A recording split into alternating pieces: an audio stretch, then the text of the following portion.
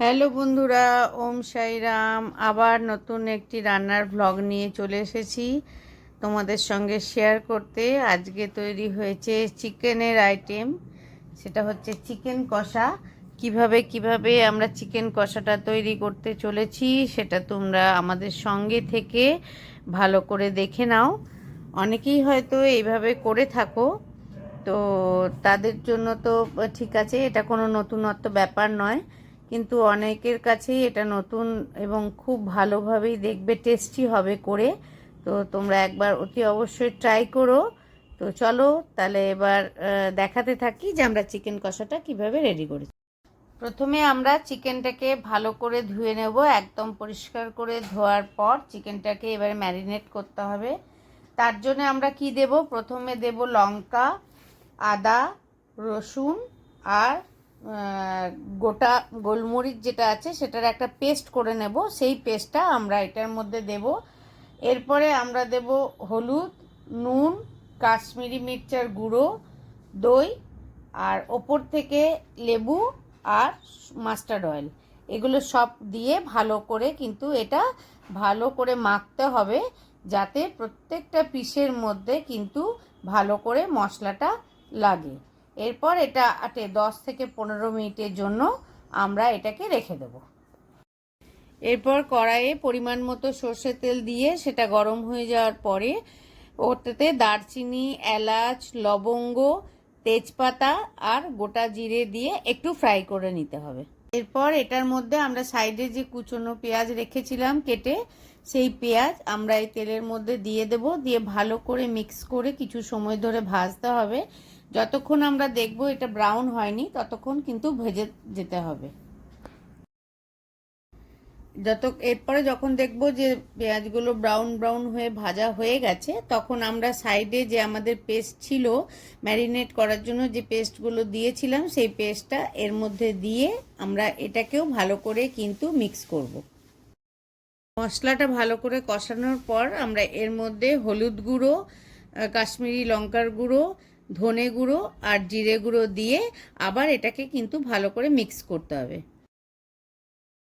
এরপরে দেখবে যখন মশলাটা ভালো করে কষে গেছে এবং একটু শুকিয়েও গেছে, তখন এর মধ্যে আমরা যে সাইডে পেস্ট বানিয়ে রেখেছিলাম টমেটোর, সেটা এর মধ্যে দিয়ে দেবো এবং ভালো করে মিক্স করব।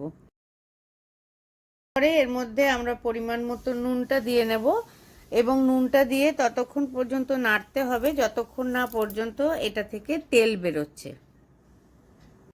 দেখো কি সুন্দর তেল বেরিয়ে গেছে। এরপরে আমরা সাইডে একটু গরম জল করে রেখেছিলাম। প্রত্যেকটা রান্নাতেই যদি সবাই গরম জল দিয়ে করা হয় তাহলে কিন্তু তার টেস্টটা আলাদা হয়।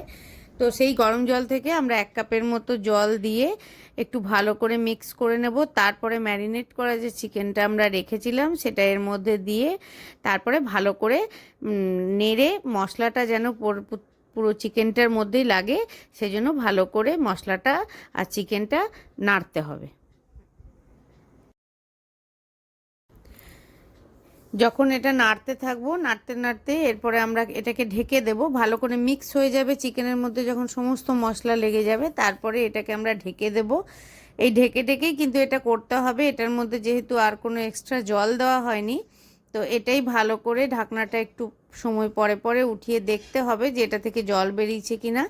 দেখো কি সুন্দর, একটু সময় পর যখন আমরা ঢাকনাটা সরিয়ে দিয়েছি তখন দেখা যাচ্ছে যে কতটা জল পরিমাণ বেরিয়েছে। এরপরে এটাকে ভালো করে নাড়তে হবে আস্তে আস্তে।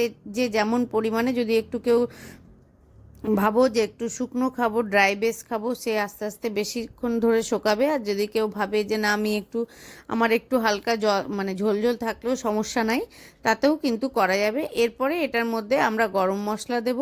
গরম মশলা দেওয়ার পর ভালো করে মিক্স করতে হবে। গরম মশলাটা যেন পুরো মাংসটার মধ্যেই ভালো করে মিক্স হয়ে যায়। এটা হয়ে যাওয়ার পরে আমরা এর উপরে ধনেপাতা আমরা সাইডে ধুয়ে রেখেছিলাম, সেটা ধনেপাতাটা আমরা দিয়ে ভালো করে নেড়ে নেব। তো তারপরে আমরা যে কোনো একটা পাত্রে সার্ভ করে নেব। তো তোমাদেরকে এইভাবে আমরা আমাদের চিকেনের রেসিপি আজকে দেখিয়ে দিলাম।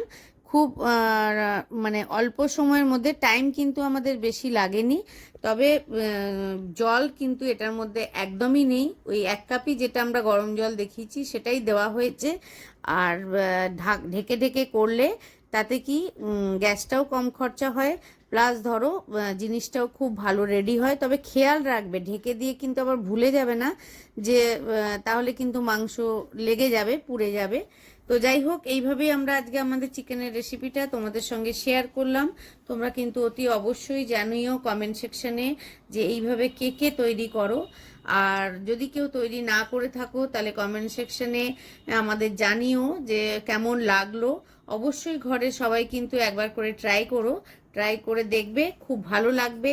রুটি পরোটা সঙ্গে তো কোনো তুলনাই হয় না। আর যারা ভাত খেতে খুব ভালোবাসে, অবভিয়াসলি গরম ভাতের সঙ্গেও তাদের ভালো লাগবে। তো তোমরা কমেন্ট সেকশনে কমেন্ট করতে কিন্তু ভুলবে না। তোমাদের একটা কমেন্ট আমাদের অনেক দূর এগিয়ে নিয়ে যেতে আমাদের সাহায্য করে। অনেক ভালোবাসা তোমাদের জন্য। আর তোমরাও পাশে থেকো, সঙ্গে থেকো, আমিও সবার সঙ্গে আছি। আজকের এই ব্লগটি তাহলে আমি শেষ করলাম। আর যদি পারো একটু শেয়ারও করে দিও। তো এখন তাহলে শেষ করছি। আবার একটি ভ্লগ নিয়ে খুব তাড়াতাড়ি তোমাদের কাছে আসবো। আমি জয়তী, এখানেই শেষ করলাম। ওম সাইরাম।